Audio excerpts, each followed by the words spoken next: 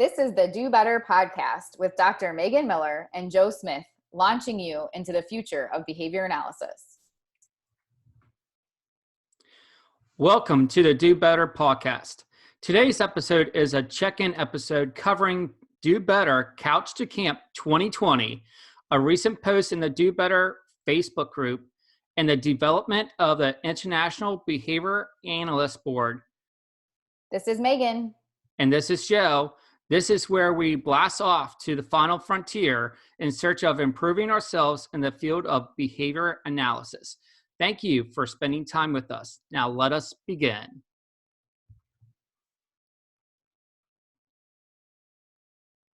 Hey, Megan. Hey, Joe. How's it going? Oh, it's going great. So how are you doing? I am good. A little bit busy.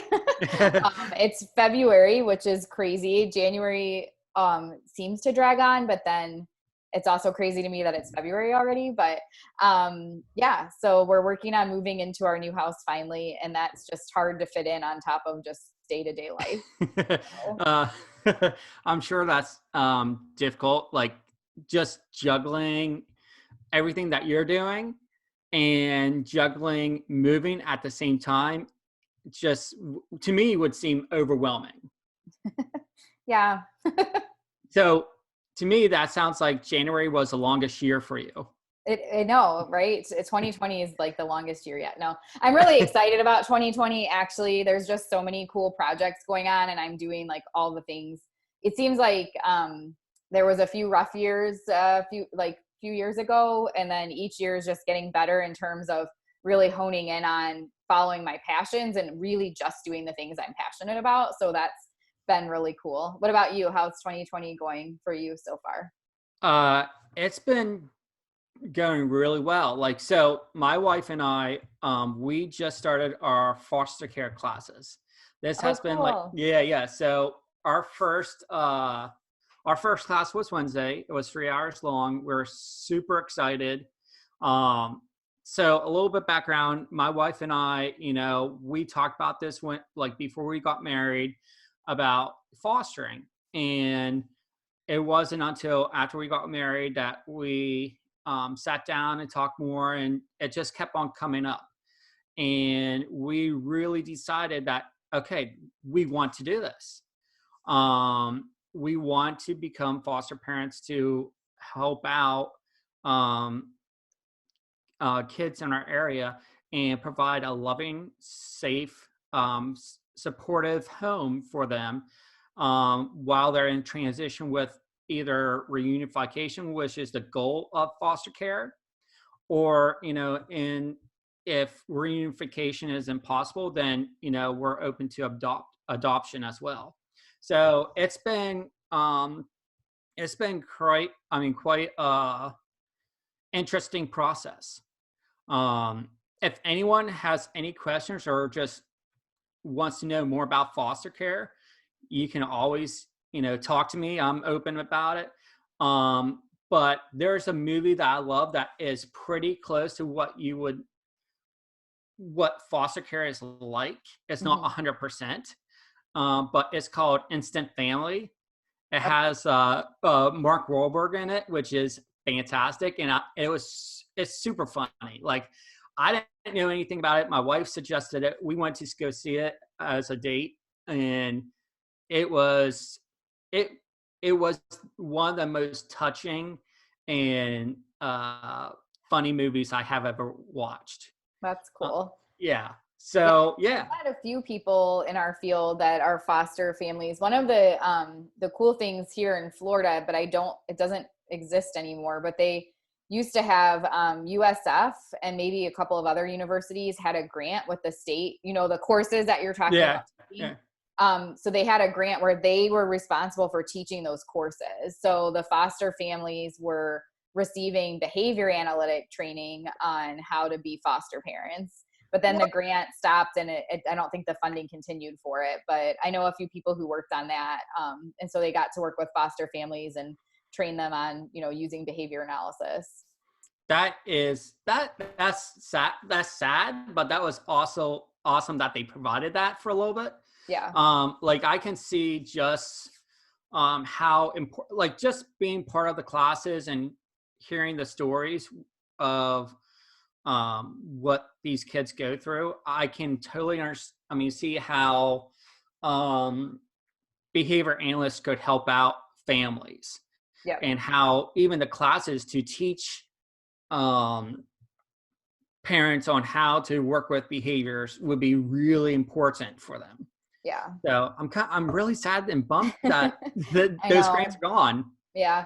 But I think there's still people at USF who work in that, kind of arena, and they've probably published books and articles and things. It's just not an area I've dove into a whole lot, but I'm sure if people that are listening are interested in finding out, you could probably do a Google Scholar search. I'll try to see for the show notes if I can find anything to share. But there should be stuff out there. I don't think they would have done it without creating anything to document what they were doing. Yeah, I'm sure there's some type of research article or just documentation on, what kind of services they were providing and what the courses were, what to expect for the courses. Yeah. So I know there was like awesome. a self-paced PowerPoint because Doug Kostowitz, who's up in Pennsylvania, he's at Pitt now. He used to work with it, and he modified it to create parent training just in general for the families that they served. So he just shared that with me as like an example of something he had done. Obviously I can't just share that, but I do know there was at least that out there. So there's probably more resources available as well. That's awesome. And that's kind of cool that he went to, University of Pitt, just because I'm from that area. So that's kind of cool. Yeah. He's a pretty cool guy. Yeah. But so you were talking about how 2020 has been such a good year for you so far, but busy. Yeah. But there's a lot of things that's coming up that you're involved with that, like for me, like just watching what's happening, I'm like, I want to know more information about this. Yep. I know you messaged me and you were like, can you tell me more about blah, blah, blah? And I was like, I don't have time right now. Because I'm sure I knew that when I messaged you that, I was like, there's no way she's going to be able to tell me everything about this. And I'm like, I knew that, but I just want to let you know that I'm thinking about like, this is cool. So let's just go ahead and dive into this, Sounds good. All right. So the first thing I saw that was your Couch to Camp seminar / Zoom / camp, like summer camp. I like it. Sounds super awesome. So first, what is Couch to Camp? So it is a 3-part learning experience. So we have the Couch, which is the fully online conference. And we're going to go into more detail about these. So I'll just give the short answer right now. The fully online conference for 2 days of learning and 1 day of networking. 2 is 6 months of coaching to learn how to apply what you learned in the conference. And then camp is 40 people coming together at a camp in the Poconos in September. And it'll be a mixture of different things. Again, we'll talk in more detail about what's included in each part, but that's the, short answer. It's a conference, coaching, and a true camp. And that camp sounds awesome. Okay. It's because I'm a Boy Scout, was a Boy Scout. I'm an Eagle Scout. So just being at camp in the mountains, with other people who, are just camping and having a good time. That's right up my alley. Yep. So, let's go ahead and just find out more information about, Couch. So what is Couch? Okay. So the Couch piece of it is, the online conference. And I'm just so excited about it because I had this vision of, I want to do an online conference. We did back in June of 2019, we did an event in Virginia Beach, Suffolk, where we did in person, but Ryan O'Donnell streamed it and people could attend via online. But I just wanted to do like fully online, no in person, just live stream, an online where everyone just comes, from their couch. And I plan on just using my typical software. but I was talking to our web developer about it, and he said, oh, I have this, really new stuff that just came out that I like, it's a Kickstarter that I'm participating in, and we can use that instead. And he showed me the homepage, and as soon as I saw it, I was like, yep, this is so it's absolutely amazing. We have screenshot examples on our website, which we'll share in the show notes, but it's literally like being at a conference. So from the moment the event starts on Friday, April 3rd, I think it is, from the moment the event starts until we end the event. So on Friday morning, April 3rd, until the 5th, that night, you can pop in and out of your thing. Like there's a login and you can just pop in and out. It's not like Zoom where you have to wait for me to open a room, or any meeting where you have to wait for me to open something. It's just a platform where you just log in and there's stuff happening. So even if we're not presenting for the conference, if you're wanting to like network with someone or just kind of look at the exhibitors or, check things out, you can pop into the website and just, chat with people and check out exhibitors. So it's really like being at a conference. There will be presentations happening, and those are being recorded. So if people can't attend live, they can watch the recordings. And then we have breaks for lunch.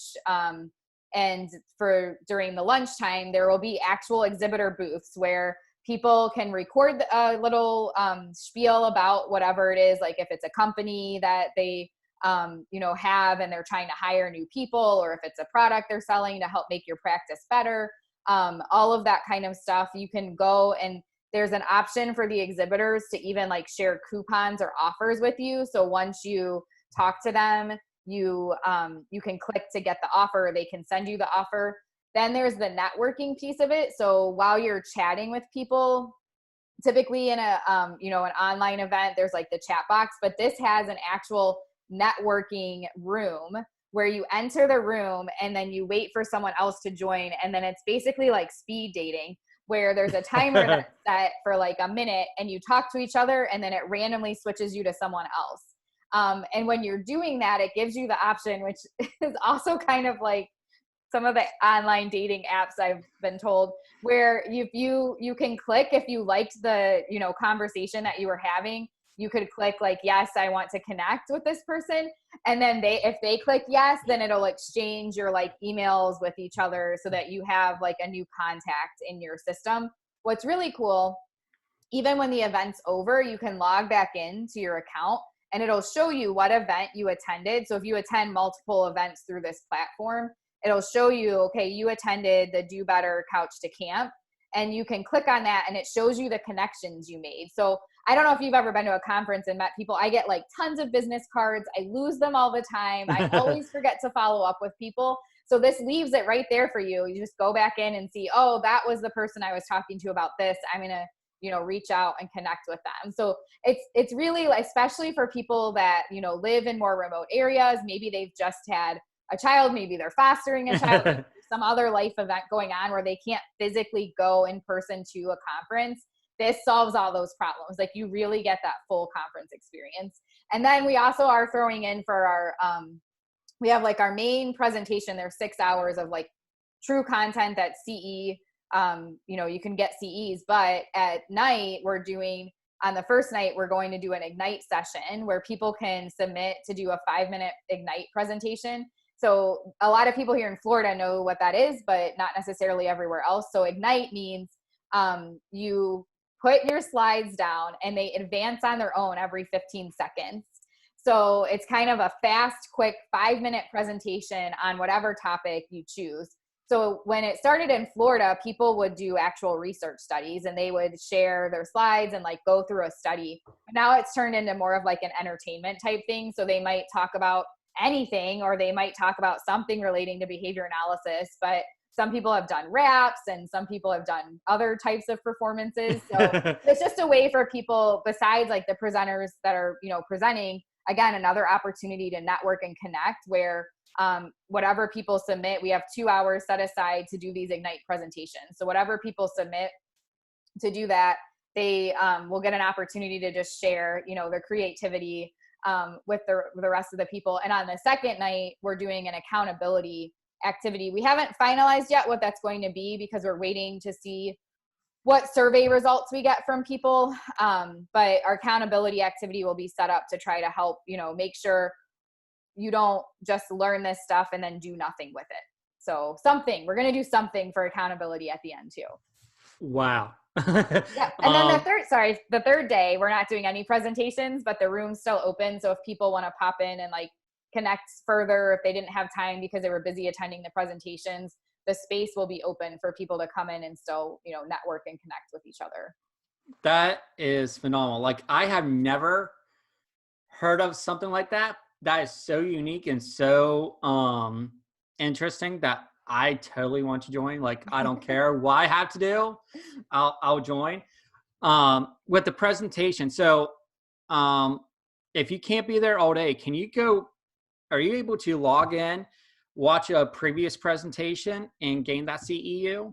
So the way that it's set up, we're still finalizing all the logistics, but if say you started at like 9:00 in the morning and then you had to leave at 10, so you miss, a couple hours, you will have the option to watch the recording, but I don't know if it will be through our personal website, like the Do Better website, or if it will be in the software that we're using for the conference. So it's there. I just don't know the exact like directions to give for that yet, but we will make sure, that's clear for when people attend. So even if you only get to watch a talk for like 15 minutes, you can go back and finish watching it. Or if you miss a talk completely, the way that, I do know for the back end of our website, the way we will have it set up for CEs is you watch it. There will be certain measures in place with like keywords and things like that so that we can ensure people watch the whole thing.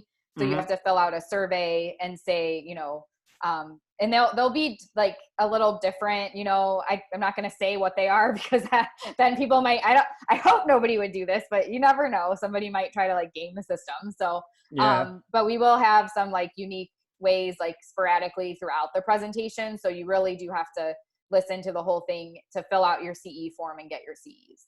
Nice. Because I know like I still need a couple more CEs for just to have just to recertify this year. Yep. So it's a pretty good awesome. One of the things that it's not in your questions, but I want to make sure I touch on this. One of the things that I'm super excited about, and that Adam, our web developer, also came up with because he's phenomenal, was trying to figure out like, we wanted to have some sort of perk for registering, especially if you did it early. Yeah. So from this podcast is going to come out on February 15th. So we'll see. We might release it a couple days early if we can, but February 15th is the early bird registration deadline. If you register by February 15th, whatever level you register for, you get double points. So you're getting the CEs that you would get for the conference, but then you'll also have points in your Do Better account to apply towards our other courses.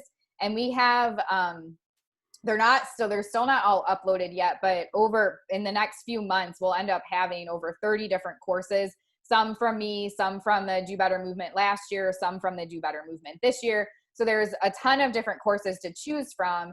And you basically get even more CEs for free because the way that our points are set up, every $10 you spend, you get a point. So for example, if you signed up for, even if you signed up for the couch, just the couch part, it's $150. So that would give you 15 points, but it's double until February 15th. So you would get 30 points. Most of our CE courses are $20 to $30. So on top of like getting your conference CEs for attending our event, you'll also get free CEs by having access to some of our courses for free too. So it's kind of like a double benefit there too. Wow. That sounds like an awesome, yeah. And if people register for the higher level where they're going for the whole camp, they'll have enough points to buy probably like 3 or 4 of our courses for free. So wow. It's like you get all these other things with it. And that's awesome. And then also you're saving money on gas. Yep. Rental car, flight, hotel, food, drinks probably because usually people drink at conferences. After conference activities. I mean, the whole gamut. So, I mean, you also would probably be saving a lot of money that way too by attending online. And it sounds like the platform that you're using is very interactive, and it's just like a conference. Yep. So I could not even contain myself when he showed it to me. I was like, are you serious that something like this exists? Like, I cannot believe this. So yeah. That's awesome. I'm super excited. So what is a two-part? Okay. So, the two-part is the online coaching. And we've actually had a few people send questions about this. So I might have to update the website a little bit. But basically, the way we're setting up the content overall, I think this is one of your questions. So I won't go into too much detail, but it's also interactive from the beginning. So we did the early registration. Part of the reason we set the deadline for February 15th is we're going to comb through whoever's registered so far by the 15th. We have quite a few questions we ask at registration about, what types of populations do you practice with? What ages do you work with? What do you perceive as the gaps in your current training? Like, what would you like to learn more about? And we even have a survey that we're doing to find out. It's a form you fill out. It's a leadership compass where it tells you, well, it won't tell you when you fill it out, but it gives us information about whether or not someone who registers is an action person, a visionary, an empathetic person, or an analytical person, or maybe a combination of some of those. And that will help us in terms of creating, if we want to make any special like group activities and putting people into groups, so that each group has one of those types of people represented. But anyway, so we're gathering quite a bit of information when you register, and then we're using that information to finalize our content for the conference and also for the coaching. So we have our framework, and I'll talk about that more when we get to that question, but then we're really filling things in based on the early registration and what people are interested in learning more about, if it fits in, obviously, with the point of the conference. Like if somebody said they were interested in learning more about geriatrics, probably not going to happen for this conference. Not what we're working on, but anyway, so in the coaching piece, what we will do is we'll have, when the full event is finalized in terms of we've gathered that information, we finalized our topics. So sometime in like early March, about a month ahead of the event, we will send out to all of the registrants and hopefully post it on our website, basically a syllabus. It's almost like a college course type thing. So nothing, scary or anything like that. Yeah. But each month, we will have a broad topic. So it might be something like learning pictures. And we will have a list of resources, whether it's articles to read or like a webinar to watch, to review. And that's like your assignment. You need to look through that stuff. And then also try doing it with a client or two and see what issues you're running into. And then when we meet for the month, we meet as like in an online chat, like Zoom or something. We will meet as a group and discuss what issues people are facing. Obviously, maintaining confidentiality and things like that, but we will have an opportunity to get your questions answered. Like, okay, I learned this content and now these are the struggles I'm having. Or people can share their successes or maybe novel things that they've learned, that they, maybe they hacked it somehow and they want to share some cool trick they learned or something like that. So it'll be an opportunity to share. And then we will also do a tiny bit of, only probably like 10 or 15 minutes of either discussion on that topic or like preparation for the next month. And each of the coaching topics will relate to what was initially covered in the conference. Because what I realized is a lot of the times at conferences, no matter how much time I have, it never feels like enough time.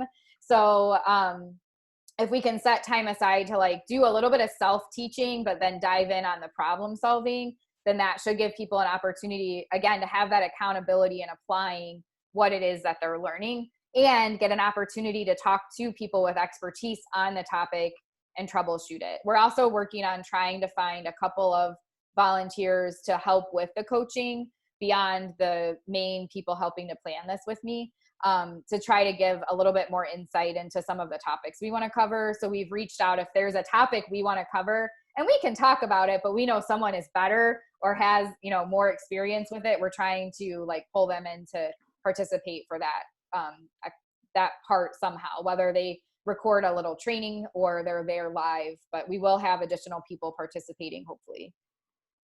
That's awesome. So how can they reach you if they want to volunteer or help out? So if anybody's listening to the podcast right now and they're interested in participating from a volunteer standpoint, you can email me, Megan@lifetribe.us, MEGAN at lifetribe.us is the easiest way. That's where I'm organizing all of the like camp stuff. So that's the easiest way. And then I can let you know. I'm so lucky that I have, it's on our website, but I have Amy Evans, who is a BCBA and has an enormous wealth of experience with precision teaching and coaching and training others. Kathy Fox, who is at Haugland Learning Center in Ohio and was one of the first people that I worked with in the field of behavior analysis, also with a really deep background in precision teaching and training others. Corinne Gist, who's also in Ohio. She has her PhD from Ohio State, also has a really good background in precision teaching, but school psychology too, and training others. And then Emily Wilson, who's a BCBA that's in Virginia that, we work together at Navigation. And then she has her own company now called Blossom Behavior.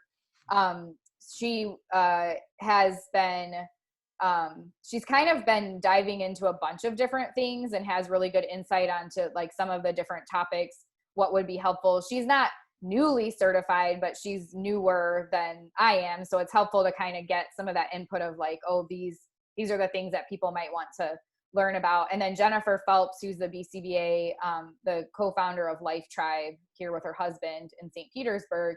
And she has a lot of the background with like business and leadership, and just like really getting things done well. So I have this phenomenal team of women that are, have all essentially they're volunteering their time to help plan this, depending on like, this is not a cheap experience to plan. So we're all volunteering it because we're just passionate about getting and disseminating this information. And we'll talk, I'll get to what the actual topics are here in a second. But we have that. And then of course, Adam Magoo, who's been doing our website and doing all the techie stuff for us. And we have the camp, the people from Camp Powerment.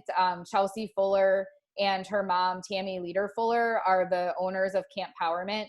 And they're just phenomenal. I shared like the tiniest little bit of information with Chelsea about what I was envisioning, and she just ran with it.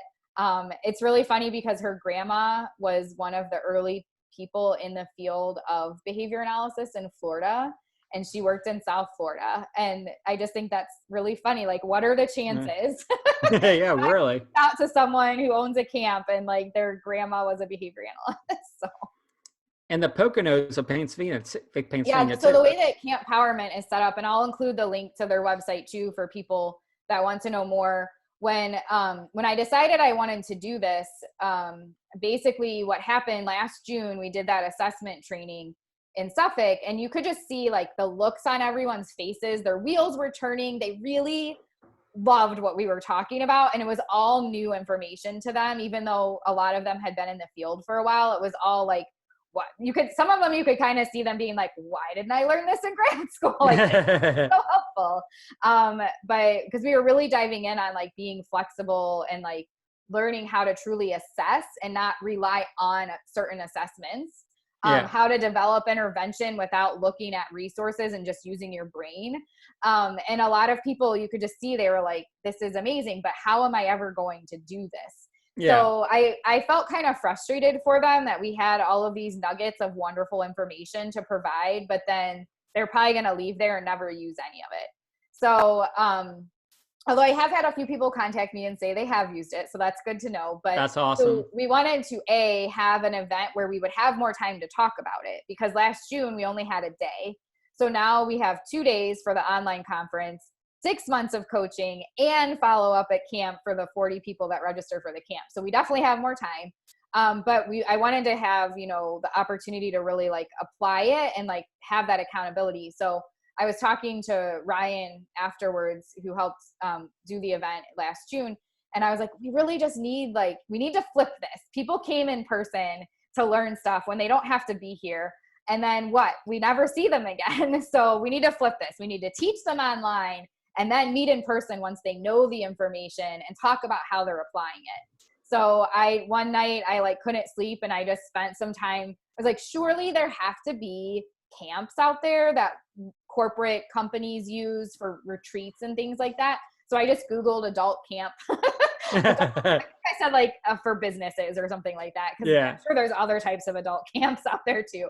And a few popped up and I just sent information forms to them. Chelsea was one of the first to reply and she got it, like immediately understood what I wanted. But Camp Empowerment is focused on helping people, mostly women. They're focused on women businesses to create an atmosphere where you can take further learning within your whatever your profession is, but also have time for, actually just having some fun and self-care, but not just that, really growing as a human.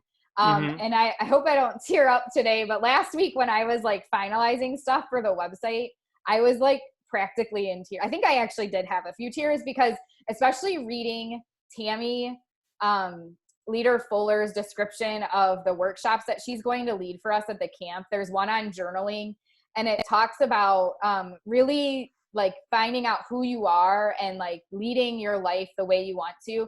And it just made me reflect for a minute how much time I spent. And I made jumps pretty early in my career, so that's fortunate for me. But from the time, well, I don't know how long, but at least from 2007 when I became board certified until probably 2016 when I had Taylor. So almost 10 years, my whole entire life was around being a behavior analyst. And it revolved around that, right? Like that's my identity. These are my clients. I get my joy out of making progress with my clients. I never stopped to think about like, who am I? What am I here for? What am I accomplishing? Like that kind of stuff. It was just like the day-to-day, up at 7 a.m., going to work, going to bed at 11 o'clock at night, repeats, over and over and over. And I think about how many other people in our field are, in that grind. And so just having the opportunity to have someone like Tammy who has expertise, like she's a TV producer and manager and just has this amazing background, and to have the opportunity just for that alone, with nothing else happening at the camp. It like brought me to tears just to think about like, wow, this is going to be a really powerful experience to have the opportunity to sit down and like separate myself from my work and think about like who I am and like what I'm really here for and what I want to do. Yeah, I can tell you like the power of journaling is really powerful. Like I just started about 2 years ago looking at, getting my life organized because like I had so many different schedules to, to keep track of because like I'm juggling like a lot of different hats between school, teaching. At that time I was an RBT and I had a lot of juggling to do. And I needed a planner and something I can journal with to just keep track of my habits and also how I'm feeling day to day. And I found a planner called the Passion Planner that I absolutely love because it has a lot of, it allows me to track my day to day, allows me to track throughout the month. It allows me to track my habits. And then each week I get to journal something or tell, what things happened during the week that are really good, that was powerful for me. And then at the end of the month, you have like a reflection of how your month went. Yep. And I can tell you, there's so many times I sat down and was like, wow, this needs to change, or I need to do better in this, or wow, I'm so proud of myself that I changed this type of behavior. Yep. And it has a lot of act components in it too. So it's really powerful. And when I saw that, I was super ecstatic that that's part of your curriculum at camp, just from my own personal experience, how powerful journaling and just how much journaling helps me. Yeah. And then I saw that you also have like yoga, Mm-hmm. which I absolutely love. I think that's such a great way to, for self-care, Yep. to, keep track of your mobility and your flexibility. It's good for your health, your mental health. So, I mean, I was just those two experiences on top of what also you're teaching at camp, or talking about at camp. It just it just sounds phenomenal. Yeah.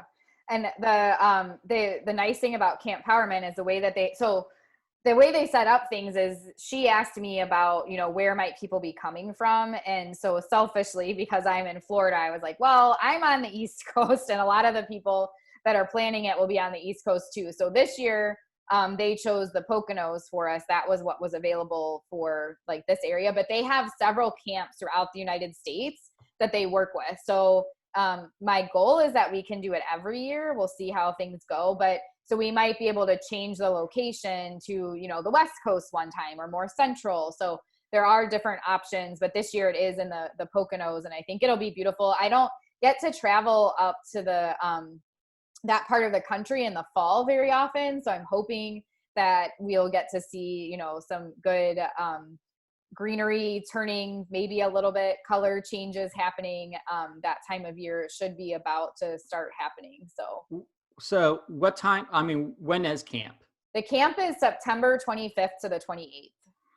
I think during that time you should see some fall colors. Yeah. I mean, peak is definitely going to be October, but that's a beautiful time of the year to go to visit Pennsylvania. Yeah. So super excited. And then the other thing with the camp is they have a listing of experts that do workshops. So Tammy is one of our experts. And then we have the yoga instructor who's doing yoga one morning, and then we'll have a hip hop dance class that other morning. And then we have, for our other expert, I love this, but we're doing, well, I should say the name of the instructor for the yoga. So her name is Maria.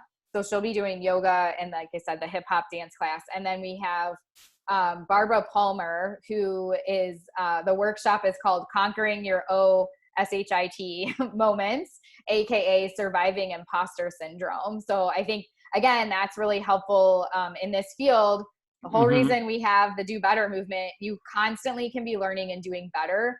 So it's hard sometimes to find that balance of like, yes, I really know this stuff, I'm not an imposter. And like, oh, I need to still keep learning about this. So, and everything's interactive. So what she'll be doing, what Tammy will be doing, both things are going to be really interactive, hands-on. It's not like sit, death by PowerPoint or anything like that.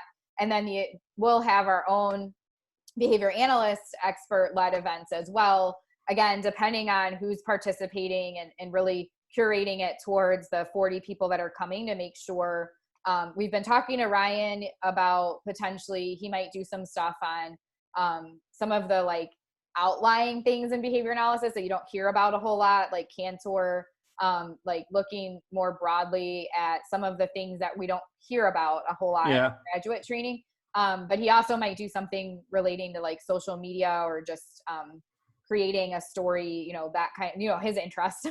So he might be there to do that. And then the other women that I mentioned before, we will be having time. The goal is to have time to meet with one or two of us to go over and like problem solve what you've been applying over the past 6 months. But we hope to have some like breakout topics too, depending on what people show an interest in that have signed up for activities. And then there's, your typical camp stuff. There's karaoke one night. There's an ice cream social. There's boating if the weather's nice enough. There's a camp Olympics, so there's all sorts of fun stuff that we'll do that's truly camp in nature. Obviously, there's campfire with, roasting marshmallows and things like that. Nice. That sounds like a wonderful time. Like super empowering. You'll probably create, it sounds like camp, you're going to gain a lot of friendship, you're going to just be engaged with a lot of people and really have a deep bond and connection with people while you're there too, on top of learning so much. Yes. So it sounds like a awesome time. Yeah, I'm really excited. And we do have all of the things I kind of blew through in the podcast just now. I'll have the link to the camp or the whole event website registration and all that on our notes, so you can read in more detail. We have the camp schedule, we have the conference schedule, all of that kind of stuff. But I probably should finally say what topics we're Yeah, covering. let's I know I go keep like topics. teasing that. So, so the focus of the event, and I'm just going to read the description off the website so that people kind of have an idea. So it's the initiative known as the Do Better movement revolves around teaching topics of clinical relevance, providing continuing education courses, and community involvement opportunities.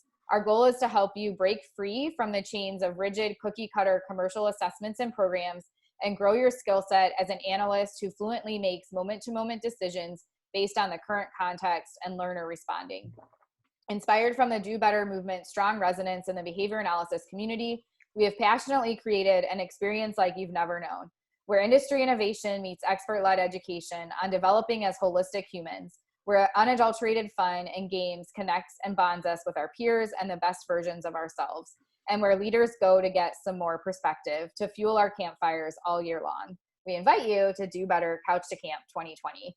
So for me, in the bold italics, that's like the theme of our event if you look at the website. So the goal being to break you free from your reliance on whatever commercial assessments and programs you've been trained on, and really grow your abilities as an analyst and being able to look at your learner, be responsive to your learner in the moment, make decisions, not just on, oh, here's the steps and these procedures that, we've said we'd follow, but really taking into account all of the context, like, oh, the learner didn't sleep very well, their dad just left to go out of town, their favorite toy just broke, their brother just punched him in the face, like all of the different things that are happening. What's my best plan of action right now? And really having a constant, problem solving thought process happening when you're working, and then also being able to train people on that. So we, again, we're waiting until after early registration closes to like truly announce like, okay, these are the presentations and this is what we're going to be talking about. But I do have our like list of content areas that we're planning to cover. We just need to finalize where all that's going to be. So I'll tell you what those are here in just a second. I just have to pull it up. So, and I'm also finalizing kind of the how we're going to organize that for everyone. But these are the areas that we're passionate about and wanting to include in the conference, the coaching, and the camp. So some of these things may only be in one of those three spots. Some of these things may be in all three, but we're going to be covering instructional design. This is something that Amy Evans especially is really passionate about. I did a Do Better webinar on this back in 2018 to like barely cover the basics, but it's something we don't get trained on very much as behavior analysts. So it's like when we're running, for example, a matching program, sure, you can just randomly pick cards to match and teach a child to match the cards. But if you really look at instructional design, there's a whole process you can go through to make your program most effective and get the most bang for your buck. So we're going to be talking about a lot of those types of things. Kent Johnson at Morningside and Joe Lang, they've created Head Sprout, which is a reading program that's based on instructional design that's really effective. So it's used a lot in like really just the direct instruction programs like Language for Learning. All of those types of things have a really strong instructional design focus, but we are not usually trained on that. So that's going to be a big focus. Assessment obviously is going to be a big focus too, but not like, oh, here's the VB map, here's PEAK, here's the ABLES, but more of like, what types of things should you be assessing and how should you be assessing them? So learning to learn skills, barriers to learning, challenging behavior, and then also like the different levels of assessment. So macro, micro, and meta, it's not just as simple as, checking off boxes in a book. There's a lot more that goes into thinking about your assessment process and figuring out if what you're teaching is really applying to real life. Yeah. And then composite analysis. So being able to like break skills down and look at how they build on each other and what level of fluency you need to have before you can see bigger skills happen. learning channels. So the idea that information is presented to us in different ways, and we also output that information in different ways. So we might see something and then say an answer, or somebody might say something to us and then we say an answer. So there's different ways that things are presented and different responses that are expected of us. And depending on what learning channels are being used, you might have different responses. So you might have some learners where, like when they're presented with something visual and they just need to touch something, they do an amazing job. But if you present them with something visual and they need to say something, it's like they don't have the skill at all. So being able to really think about learning channels and how you can use that to develop your intervention. Learning pictures, which is looking at different charts, whether it's charts or graphs, but looking at your data and figuring out based on the trends, the incorrects and the corrects, the things you want to see up and the things you want to see going down, what that picture is made of should tell you what you need to do to modify your intervention. And again, a lot of the times we're not really trained on that. We're trained to like 3 data points is stable. You don't want to have variable data. You want to see a downward trend if you're trying to decrease a behavior and an upward trend if you're trying to increase. And that's about all we're trained on. So this is more about like, how do you make decisions in the moment based off of the data that you're seeing? We also want to try to include the idea of macro, micro, and meta assessment in your own life and planning, your goals for yourself and your family and your career. So we're hoping to bring in some content on that. Flexibility and being responsive to the learner. So again, that in the moment decision making. So if my learner's doing this, then I do this, as opposed to just step by step, things that you're going to follow. Creating a scope and sequence for treatment planning. So taking the information you receive from an assessment and using that to develop your program, but also your micro, macro, and meta level assessments, and how you're going to really see if they're applying the skill in the natural environment. And then the last two, comprehensively addressing challenging behavior. So this is obviously a passion area of mine, but it also is something that Emily really is passionate about too. And we want to make sure that people are humanely and respectfully addressing challenging behavior. And then the last one is developing fluency and using frequency building as an intervention. And actually there's one more I forgot. It's not on my sheet, shaping. That would be related to intervention as well. So how do you use shaping, whether it's to decrease challenging behavior or increase skills that you're trying to teach. So we do have this list of these are the topics we're going, like these are the areas that we want to cover, but we just need to kind of flesh that out and like where will it be in the conference, the coaching, the break, the camp. So if anyone's listening and wants to chime in on like what they would want to learn most about, feel free to shoot us an email or comments on a post about it, and we'll take that into account as well. Megan, we want to learn all of it. I know that's the problem, because like when we set pen to paper, we're like, well, all of these things are important, but keep in mind the big focus is that, you are an analyst, and if nobody ever, if none of the materials that existed in our field existed, what do you do, right? Like, how do you deal with that? And unfortunately, there's just not enough training being done on any of these topics right now. So we're trying to take the people that do know a lot about this and get that information out there. And the really cool thing for me, because Amy and Kathy and Corinne especially are all such experts in precision teaching, I learn too, and I can do better with the content that they're providing too. So it's a great learning experience for me as well. That's awesome. That's awesome. So does everyone have to participate in all 3 segments, or can they just choose in which one they want? So great question. So what we did is we created 3 levels for purchasing. So because everybody obviously has a different budget, or they might have different needs for what they're, wanting to learn about and that kind of thing. So we have the Mighty Oak, which is described as to nurture strength and wisdom for yourself and the field of behavior analysis. That's the full thing. That's the couch, 2, and camp. So you do all 3. And that one is $850. But keep in mind that includes the camp. So it's 4 days, 3 nights, your lodging, your meals at camp too. So you get the online experience, but it's also covering the cost of your camp. with that one, you can earn up to 30 CEUs. The Taproot is to anchor your learning experience and set the stage for future growth. So with that one, you have the 3-day conference where you can attend live or recorded, and 6 monthly coaching meetings. You can earn up to 20 CEUs, and that one's $300. And then the Seed is to plant the opportunity to recognize your full personal and professional potential. That's just the online conference. So 3-day online conference, earn up to 14 CEUs, and it's $150. The really nice thing that we were able to set up with our web developer for the camp, you don't have to put the $850 all down at one time. You can if you want to, but you can also do 4 payments of $212.50. And for the Taproot, instead of paying the $300 all at once, you can do 3 payments of $100. So we're trying to make it, as budget friendly as possible for people. And I had one more thing I was going to say about the different event levels, and now I don't remember. Do you have any questions about that? No. I mean, I still think that the whole thing is still you're getting all this information and all these experiences for those 3 different levels, like especially camp.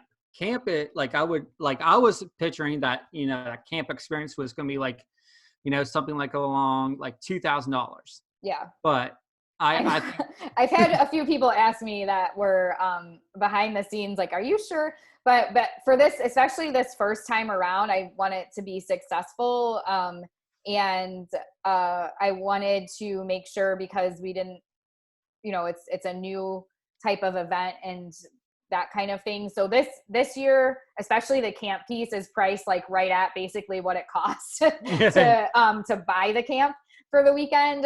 So obviously in the future, it wouldn't be possible to continue to produce high quality content and just maybe even lose money. So it will, in future years, if this is successful and we're able to do it, we probably will need to charge more than that. But that's the whole big focus of the Do Better movement, is getting high quality professional development to the masses at not an arm and a leg. Yeah. But if we want to bring in more experts and things like that, people's time, especially the higher level of expertise they have, is valuable. So to, afford that in the future, we obviously would probably need to make it cost a little bit more. Yeah. No, it sounds like a wonderful experience to be a part of. Oh, I remember what the other thing was that I was going to say. So I know I mentioned this already, but keep in mind with these benefits that are listed on the website that we'll have in the show notes, what I was talking about earlier, where when you make the purchase, you also get points in your account. So you're getting, for the Mighty Oak, you're getting up to 30 learning BACB CEUs, but you also will have 85 points if you sign up after the 15th of February, and you'll have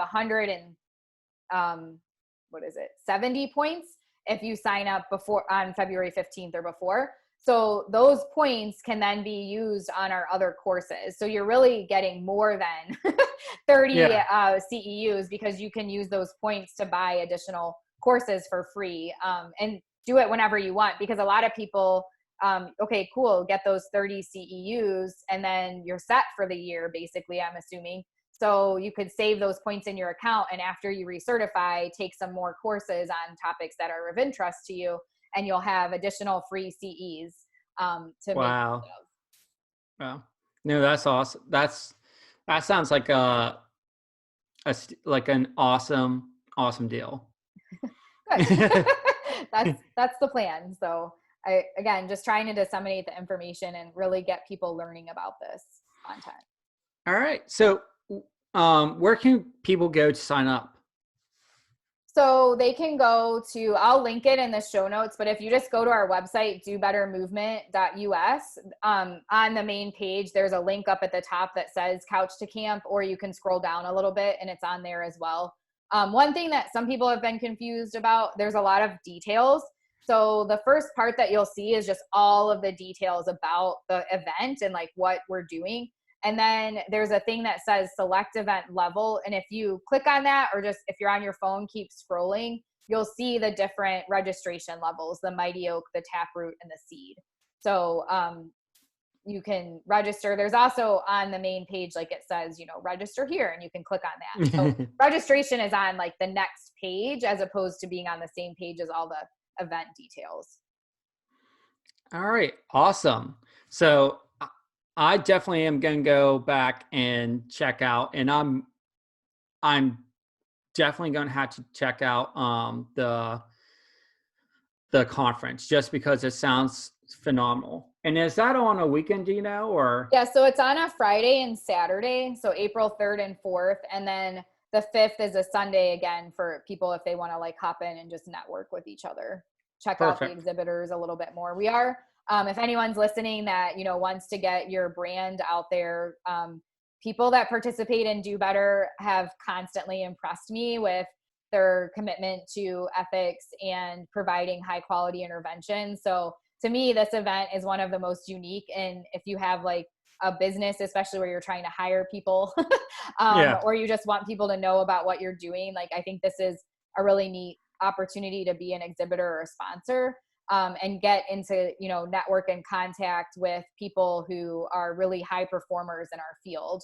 And the really neat thing with the sponsorship that we did is instead of having levels like silver, gold, bronze, where you get certain benefits for paying like outrageous amounts of money, we have a sponsorship page on our website where you can build your own package. So like, for example, we have a social media post where we'll post the logo of the company and like a description about whatever cool stuff they're doing. And that's only, I think, like $25.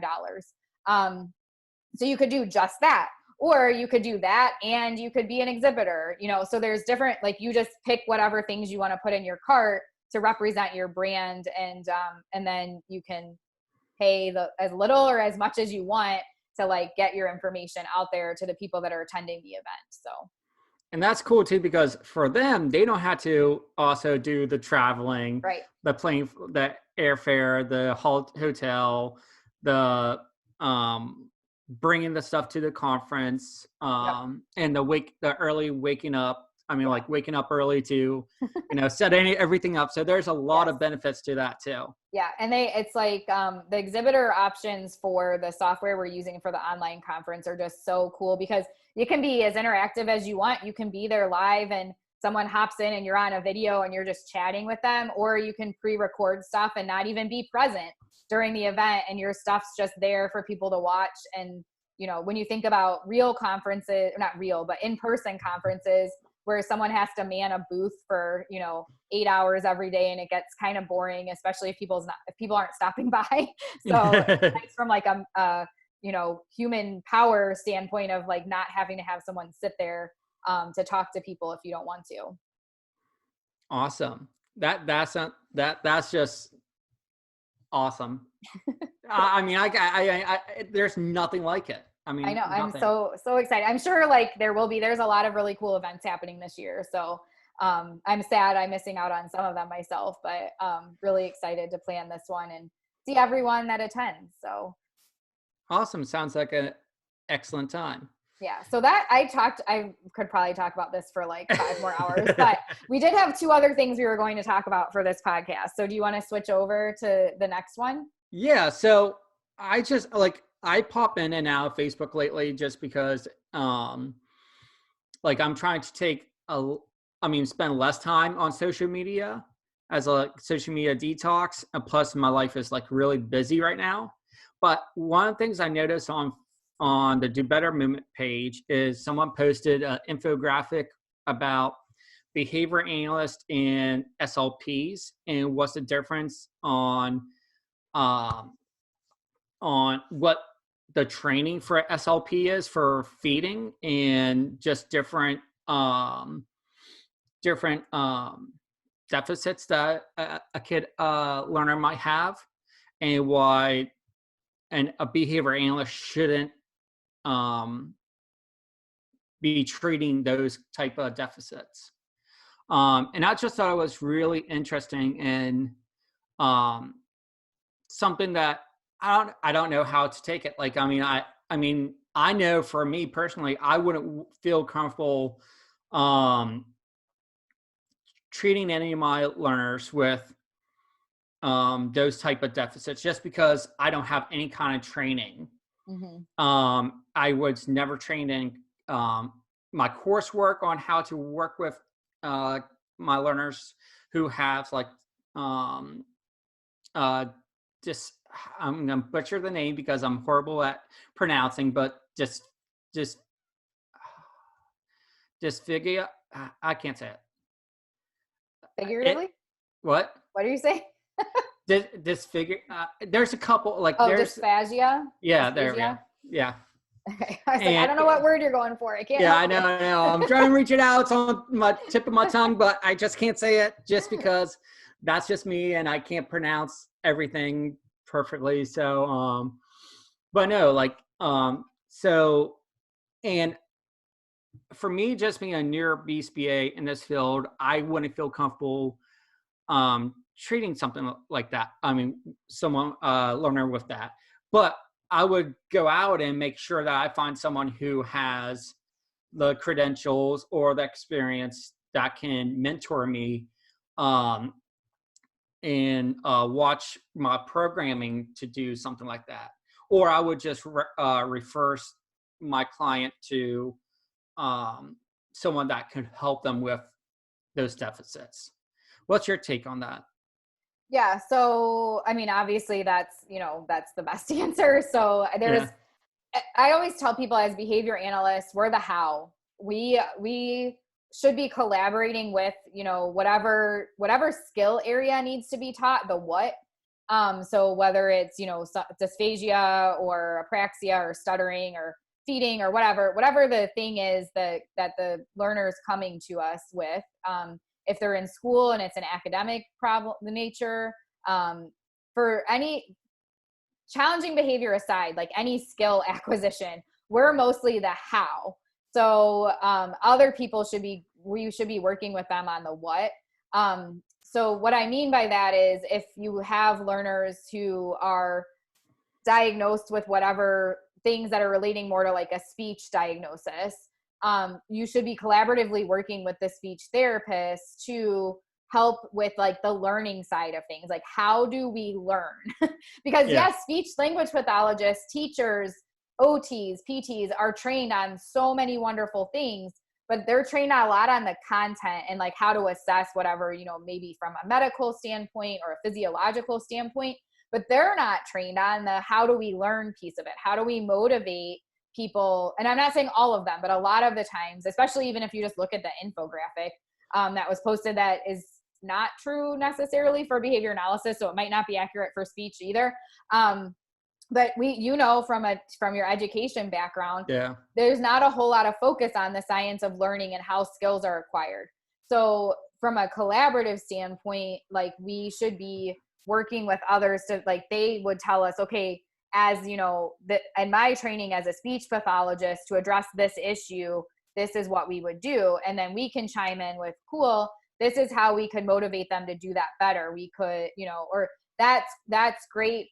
Maybe is any of this too difficult right now? And they might say yes. And like, we might try to brainstorm with them about how to break it down into smaller steps and use shaping. So we come in with the knowledge of like how to help them acquire the skills, but work collaboratively with the SLP or whatever other profession it is.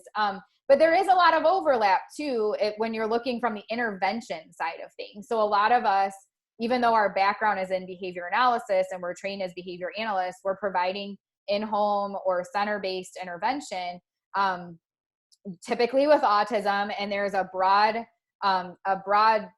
set of skills that I would say even your general speech pathologist or OT or PT aren't trained on either, because autism is its own thing. So you'll encounter people who whether they've been in the field long enough or they've just done their own expertise in it, but there's aspects of autism that I, as a behavior analyst working in this for so long, even if I talk to a really well-trained speech pathologist or OT or PT or teacher, they're not going to know the same about it as I do. But there might be something I'm encountering, like, oh, they're not making this sound or they're not doing this thing. And they would reach out to the speech pathologist for like that specific issue. So it's a really complex and complicated conversation to have. And I think the biggest thing to think about, whether, regardless of what field you're in, is what is your training and your competency. So what, like, even in grad school, whether you're a speech pathologist or a behavior analyst or a teacher, whatever it is, like, what did you learn about? Because everyone has different experiences too. Like, I know some people that were in behavior analytic programs that were really comprehensive and they had certain, you know, classes, and some weren't, and they didn't have certain classes. Like, so it's really more about reflecting on your competencies and what you've been trained on. And like you said, reaching out to people when you don't have competency in something, and being willing to like be open and collaborate. Unfortunately, there are still behavior analysts, and I definitely did it when I first started in the field, who kind of act like we're the end all be all, and we know everything, and that's not true. So, but it's hard when other fields are saying like, why are you working on those motor movements, or why are you working on sounds, and why are you working on language? But it's all skills that need to be learned. And in some situations, we have more competency in those things than other people might, and vice versa. So instead of people like arguing and fighting about it, it should be recognizing that we're all in it to help the learner make progress, and to pull ideas together and create the best plan based on everyone's expertise. Yes. And when you're working with a learner who has like any type of disability, it takes a village to work with that person. Like there is more, it's necessary to work together and come together as like a package, just to help this learner be the best version of themselves and help them succeed in life. And we need to work together as stakeholders just to help out our learners. So I think that's where my feeling is like it's better to work together than it is to work separately, because all we're doing is hurting the learner that we're trying to help. Yeah. And like I mentioned a bunch of professions when I was talking, but you know, speaking of that team standpoint, sometimes the people that know the most about the child have zero, like one of my first teams that I worked on in Ohio, when I wasn't, you know, even in grad school or anything, I was just undergrad degree working in homes. The woman that was on the team, I think her background was like, she was an art teacher or something, but she was a family friend and they needed people to work with their child, and she was willing to do it. So she was a little bit older, like I think maybe even, you know, 50s or so. It was pretty unique, especially then, like most of us were in our early 20s or younger. And some of like, we would have our team meetings, and some of the ideas she would come up with for how to like connect with this child and like, you know, work off of his strengths and interests were just phenomenal. And nobody else could have come up with them. It was just like her creativity was amazing. And then of course the parents, right? Like a lot of parents have different backgrounds. I've worked with one of the best parents I've worked with has a degree in microbiology. You know, like, so what does she know about speech, right? Or what does she know about whatever? But she knows her child, and she was the most passionate to learn about autism. Like I'll send her stuff sometimes, like, oh, you might want to check this out, and she's like, I already read that. You know, so like in terms of being driven and like learning about the diagnosis that their child has and like what things are working and what aren't, and having the time potentially to do it, because a lot of the times professionals have 10, 15 or more clients on their caseload, and they can allocate a certain amount of time for planning programs for each of those clients.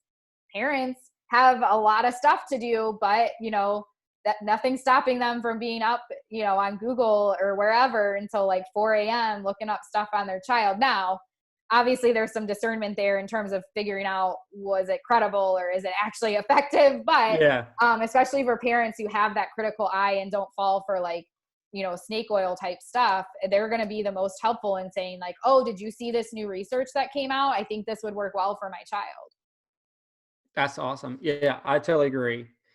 And that's all that we need to say on that. But I will say, just because it was, if anyone like seen the post or whatever, I didn't really comment on it.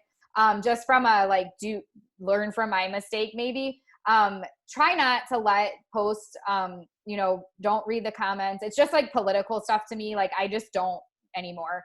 When I first started in the field, I would comment on some things that were on YouTube at the time and try to like help explain to people like that ABA is different than what they were talking about. But there's two issues. One, most of the time for the people that are participating in groups bashing behavior analysis, their mind is already made up. And we know from sociological research, you trying to get in there and change it, it's just going to further entrench their hatred towards us, no matter how nicely you do it.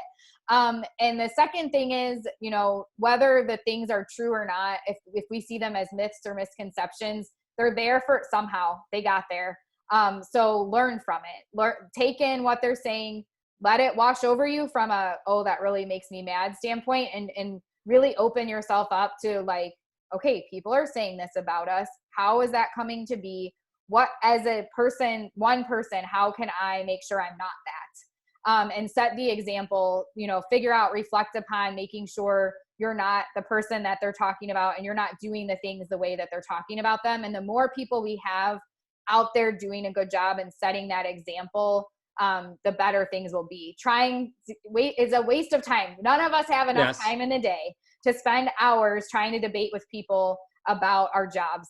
So allocate that time towards making sure you're doing the best you can to not let those myths exist.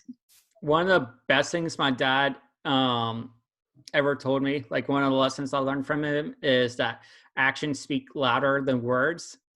I know a lot of people say that, but it's so, yeah, instead of typed words, but it's so true. Yeah. Actually, my dad doesn't even type. He calls Facebook Spacebook. Yeah. So he doesn't have an Instagram account. He doesn't know what Snapchat is. He doesn't know what TikTok is. So very old school. He likes to talk over the phone, but that's one of the most valuable lessons I learned from him. So yeah. I agree. You know, as a field, let's work on making our actions speak louder than just what we type. So yeah. So, but I want to get into this too, because I know I talked to you earlier about this, but you couldn't say anything because it would probably take up like 5 hours just to talk about. But I actually saw a meme also of someone about the BACB, how they drop announcements like Beyonce drops albums. Yeah, and I thought that was hilarious. But yeah, the BACB has been quite active the past 2 months. They just, I mean, can you explain a little bit more about what is BACB? Just, I mean, like basically they just told us that they're no longer accepting outside the U.S. applicants. Outside the U.S. and Canada. Yeah. Yeah. And that was huge. And I know a lot of people went to the internet to express their frustrations about that. However, there's something going on that you're working with right now called IBAB. Yes. All right. So what is a IBAB? Okay. So it's the International Behavior Analyst Board, and I'm on the professional advisory board, so I'm not employed by them or making, you know, any money or anything like that. I don't think they're probably making any money right now either. But so the professional advisory board is a bunch of volunteers from throughout the world who are volunteering their time to help with finalizing policies and procedures for the International Behavior Analyst Board. The way that the board was created, Dr. Mike Mueller was on a trip in Moldova, which is like close to Russia. And he was invited there to do some training on the assessment of functional living skills, the AFLs. He's a co-author on. And the group that he was working with was so passionate and so dedicated. They didn't speak, most of them didn't speak English. It's very similar to the trips I've gone on to like Brazil and Egypt and things like that, where they're just really passionate about helping people learn and not having the resources to do so. Well, they had received a grant to get a few people in their group trained as BCBAs before the announcement was made, obviously. And then with the announcement being made, it's basically impossible. Like, the people aren't going to be able to finish their coursework and supervision in time to even get certified before the deadline from the BACB. So they were very, they're just like barrier after barrier, like knocking things down, and like finally had some hope that they were in the right direction. And then that announcement came, and Mike was there when, just after that happened. So it really like inspired him he came back and decided that, it's not right that there's people all around the world that want so badly to access this information and aren't able to. So it's nice the BACB has said that they'll work with different countries to help them set up something, but that's, people are freaking out right now. And the BACB hasn't really said like what that means or like what the process is going to be like for that. A lot of people, there's a sense of urgency of like, we need to make this happen yesterday. So, so the IBAB is pushing forward, and it's very interesting. It's a grassroots effort, really. There's a lot of ways to create something. It can all be done in the background with, certain like experts, like a room full of like 5 to 10 people coming up with everything, and setting out the policies and procedures based on just their own knowledge, maybe having a few subject matter experts come in and give information as well. And then, just put it out there with everything already designed, and, you either consume it or you don't. But this is being done like the complete opposite way. So the framework is there, the broad idea is there, but everything is, we're as a professional advisory board, and then, additional volunteers, or even like seeking out through social media feedback from people, creating this. When I say we, like the IBAB, but like me on the professional advisory board, giving feedback on like, as a practitioner, boots on the ground, who's been to many different countries, these are the issues people are facing, and these are the solutions people need. So it's not like an ivory tower, a bunch of people from like universities creating stuff that may not be helpful. And that's how I feel a lot of the times with, with the funding sources that we work with, like with TRICARE, when they come out with new regulations, I'm like, where were your practitioners in this? Because these are not feasible things. Or like even in Virginia, when we did licensing, like we were part of some of the discussion, but the ultimate decisions were not made by us. It was made by like the Board of Medicine. Unfortunately, it went fine, but it could have gone very badly, So it's really, for me, I was so excited to participate because it's a really unique opportunity to like have my voice heard as someone who's been working in the field for almost 20 years, has a PhD, but has chosen to spend my time with the families who need these services. And again, I'm not knocking anything, like people have their different preferences and whatnot, but I'm so sick of the idea that just because someone works at a university and publishes research, they're better than everyone else and they get to make all the decisions. Like, that's just not cool. I'm sorry. And I know like there's people are brought in to like give input in different arenas, but there's not the level of voice that's happening right now with the IBAB, where we have over 20 countries represented. We have a mixture of people that are faculty at university. So we do have that voice of like, these are the things that would be needed from like a coursework standpoint, because there's a lot of universities that set up VCS like course sequences, put a lot of time and energy towards that. And now like, what do they have to motivate people to go through that course sequence? So making sure that like the certificate would meet what they've been doing, having people from areas where they don't have anything yet, and making sure it would be feasible for them to get certified as well. The idea is really to make it more practitioner focused too. So, and accessible, because I'm sorry, I don't know what the final like task list and stuff will be, but how often, honestly, Joe, how often when you're doing your day-to-day job, whether it's in school or in a parent's home, do you need to know as in depth as you had to learn about it for the exam about research designs? Really? Like, it's helpful if you read a study, right? But you could, I mean, ideally the studies are written in a way that people could figure it out, right? Like, you don't probably have to know it at a level that you need to be tested on it. Now it might be in the task list for the IBAB. That's like one of my, like, as a practitioner, and there's things when I supervise people where I'm like, we don't use that. Yeah. That's just not something. And then there's big things missing that I'm like, but you do need to know about this. You know, you will encounter these issues. So trying to really help kind of, like make things that are, for the international, like having some cultural competency, the stuff we talked about. I was so excited for our first meeting with the IBAB and the professional advisory board, and some of the emails that went out, like a lot of the stuff that you and I talked about on the social change podcast.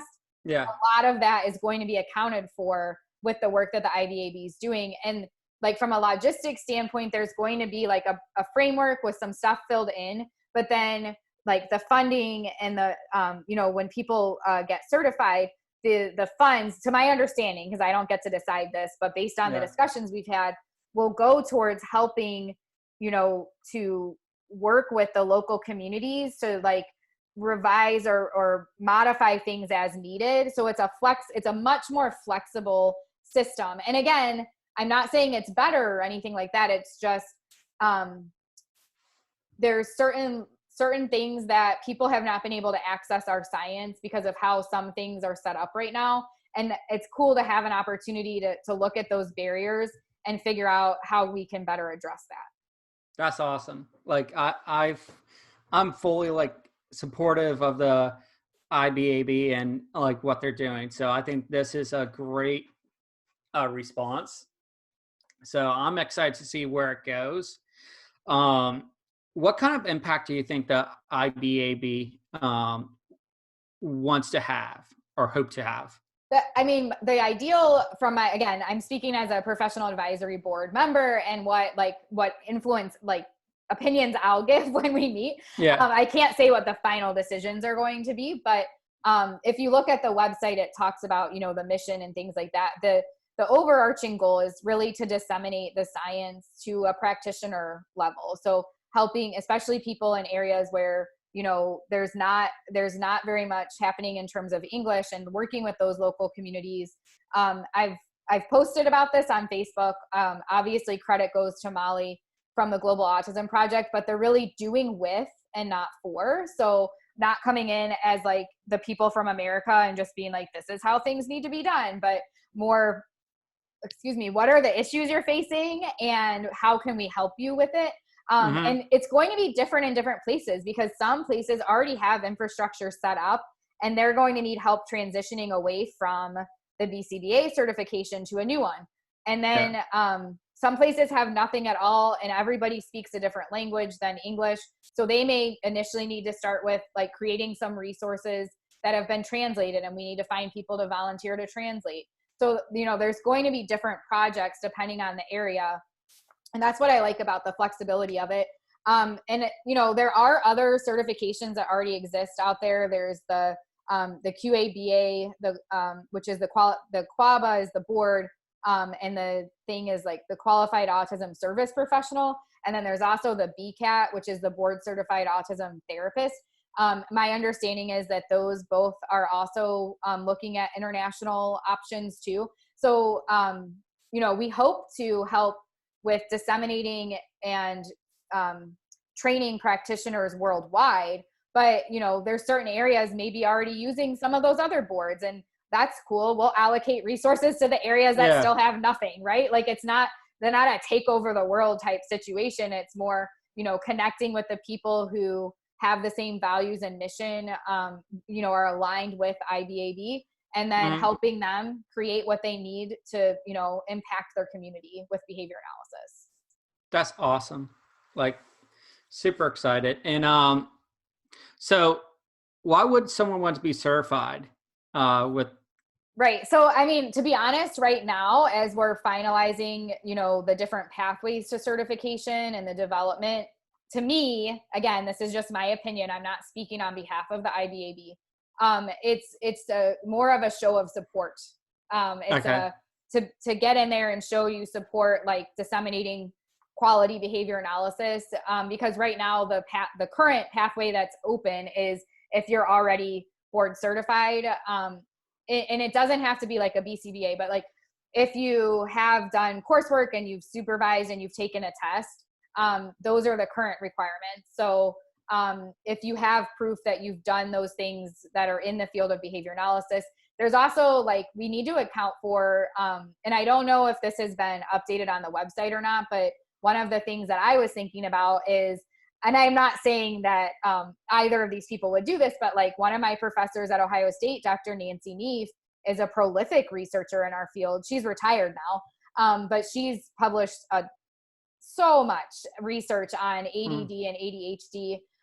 She, you know, has been editors for some of the major journals. She's been on boards for various things. She's not a BCBA. Yeah. She's never taken a test in behavior analysis to become certified in behavior analysis. Same with Pat Fryman. And there's other people out there like that. So some of, you know, the biggest researchers in behavior analysis would not technically do not meet those requirements. So we also need to have pathways available. And I know that that's being like finalized and that there's stuff being in the works for that too. But again, that flexibility piece, because a lot of the times, like, especially when I went to Brazil, it's huge in the universities in Brazil. So many people have been learning the science of behavior analysis down there, way beyond what we learn, especially from like an experimental standpoint, that could run circles around us, but they're not really ever taken a test. So there's this like misconception here in the States that, you know, that if a country doesn't have people that are certified, they must not know about behavior analysis. And that's not necessarily true. There's some places where, again, they're like, so they're more advanced than most of us. They just didn't need the certification for anything, or it wasn't accessible because they all speak Portuguese, not English, you know? So. Wow. That's fascinating. Like, I didn't even know that about like, just the country of Brazil and, just becoming a behavior analyst in Brazil. Like, I didn't know they had a lot more coursework than we do. Yep. That's awesome. Yeah. Some of the early pioneers in our field, like Fred Keller, he was in Brazil. So there's people that, you know, that we read research from as some of our like foundational coursework, who were in other countries, not the United States. And so those countries have, you know, it might be you know, several universities or whatever. It's not necessarily in every university, but there are places where people that live there could go and in their native language learn about this science. This science is not, you know, an American only science. Yeah. So, but there is like, we're here and, you know, it's hard when it's again, human nature. We know our own experiences and we don't know what's outside of that. So, being able to help in those areas where, especially they could, again, probably run circles around us on the science, but knowing the science doesn't necessarily mean you know how to practice, right? I've met a lot of people who could tell me all sorts of things and like be very technological about behavior analysis, but if I sat them down with a child, they would have no clue what to do. So. Yes. Yeah.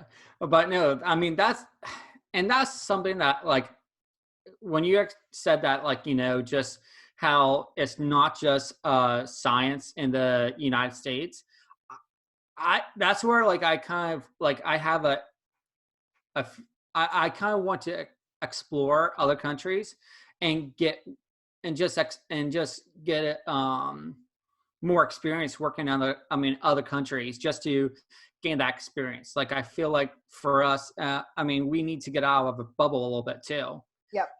And sorry, you said bubble and it made me think of even going back in the day, like when I moved from Florida to Virginia, that was a bubble change. Like the behavior analysis in Florida at that time compared to the behavior analysis in Virginia was like being in two different countries. It was completely different. Yeah. And that's where like, I think that would be so beneficial for even just behavior analysts in the United States, just to get abroad and understand like other countries and the issues that they're facing. Yep. And help disseminating, which I think is also one of most awesome. I mean, one of the things that I love about I'm gonna help me out. The world, the Global Autism Project. Yeah, Global Autism Project. I just think that what they're doing is fascinating. Yes. Yep. So one of the things I was wondering about is one of the pathways like in the future for, and you might not know this right now, but the IBAB to have their own certification exam. Yes, so that's something that's being worked on right now. So the professional advisory board, and this is the other thing that's just incredible to me is, there's, again, the foundations are being set, but the professional advisory board is then giving input on like, the different items that would be created for that.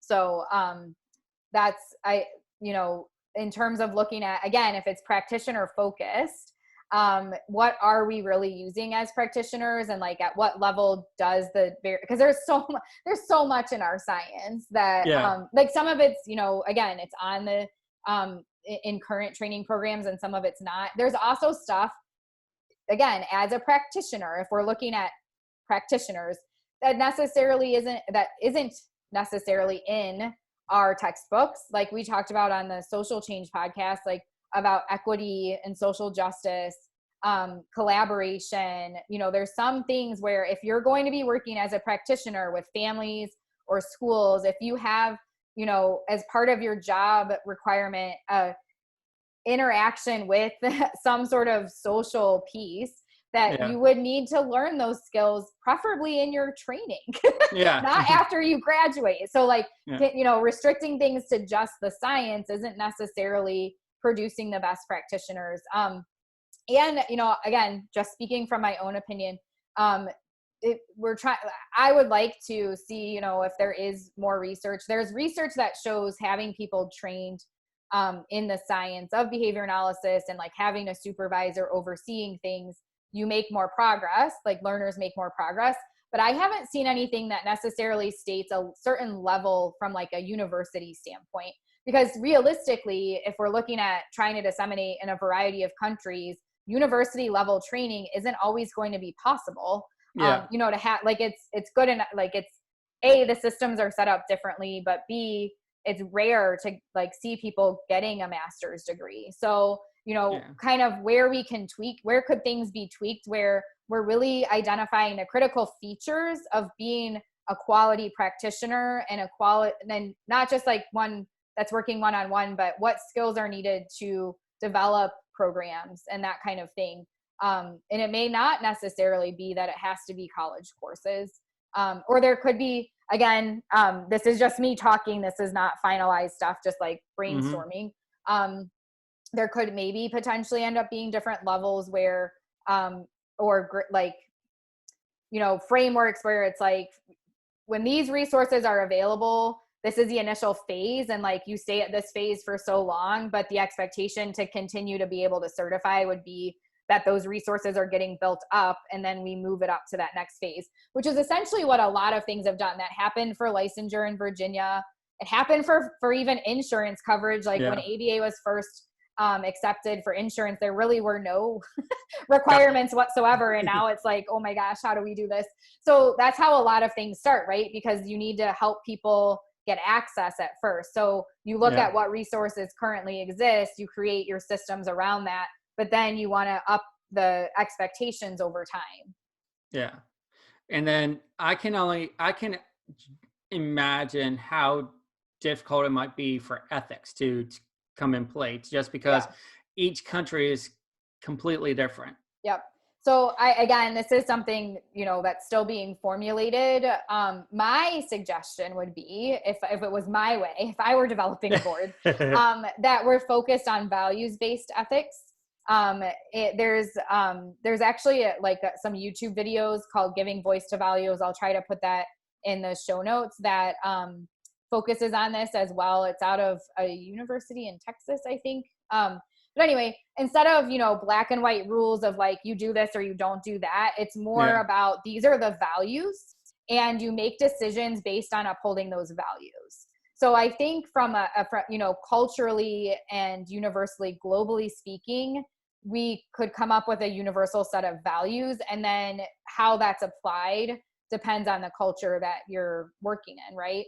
I don't know that that's what's going to happen for the IBAB. That is what I'm going to voice as my role on the board, the professional advisory board. But it's that not everyone might agree with me on that. It's obviously trickier to do that, like to have the values and to train people on it. But I would rather have people that are trained on as a certified, if you are like internationally certified, we uphold these values and and this is how you can make decisions based off that, and like have that as part of their training, than to just say, here are your black and white rules, you must follow these. And there's no critical thought or problem solving involved with it. If it does go more of the rules route, my guess is there will be like a general kind of broad, like these are the generic rules. And then for each region, one of the requirements would be like for your area to continue to maintain certification, you come up with like culturally relevant ethical guidelines too. And like almost like if you look at the ABAI and how they have chapters, so you have to have like to become a chapter of ABAI or even to become a special interest group, there's certain paperwork you have to turn in, right? So again, me just brainstorming, I don't know that any of this is happening, but that could be an option, right? Where like each of the areas that is making use of the certification, could have, submit this paperwork to demonstrate like X, Y, and Z is in place. Yeah. That's a lot of moving parts. It's like it's almost like a chessboard, and trying to move those pieces just to build this up. But that's one of the things I'm so excited about is like, I get to just be like, here's my opinion, but I'm not responsible for any of that. It like could not be more ideal to have like, there's people that actually are running it. It's Dr. Mueller and Dr. AJ Nikowski, they're running it. So, they're the ones who ultimately have to like run those moving pieces. And I get to just be like, here's my opinion based on my background with different places. Cause I definitely wouldn't have the bandwidth to like do anything with moving pieces right now. So. Yeah, but no, that's awesome that you're part of that and that grassroots community. And I'm excited to see where it goes. Where can people go to find out more about the IBAB? So I'll include this in the show notes too. There is a website, it's ibaboard.com. And then we have a Facebook page. I am doing the social media for right now. I volunteered to do that. So the social media page is just, if you look up International Behavior Analyst Board, and behavior is spelled in the American English way of BEHAVIOR. The U is not there. Apologies for that. I didn't create it. And then there is a Facebook group that we created right now. The group is limited to people who've expressed support and interest in, helping to provide professional and supportive, content. So if you think this is a good idea, but you want your voice to be heard about like ideas you might have or like questions, that's what we're kind of limiting the group to, because we needed a way for the professional advisory board to kind of see what like the broad, supportive public was thinking about it. As with everything, there's going to be people that might not agree with what you're doing. And they're fine to voice their opinions, nothing against that, but it doesn't help us in creating the best, most effective certification if we're constantly dealing with trying to answer the haters. So, the group is more for people who like really are excited about this and want to try to help give some input. Awesome. Well, do you have anything else to talk about the IBAB? Or, I mean, that's a lot of information, but it sounds like a wonderful grassroots community, and I'm excited to see where it goes. Me too. I'm very excited. No, I think we've been talking for almost 2 hours, so we should probably, I think maybe it's been more like an hour and a half, but like I said, all the time, we could just spend days talking. So I know. I love it. It's been a while since we recorded. I know. I know. I'm excited to get this out. It's the 8th right now, but we might be getting this out a little bit earlier. So I'm excited to see the reaction from everyone about Couch Camp and just your responses. So if you have any feedback, or if you would like to talk with us about anything that we discussed in this episode, you are more than welcome to message us on the Do Better movement page, or we also have the Do Better Move Instagram account as well. So. All right. Well, thank you for listening to today's episode. Go forth on your quest and do better.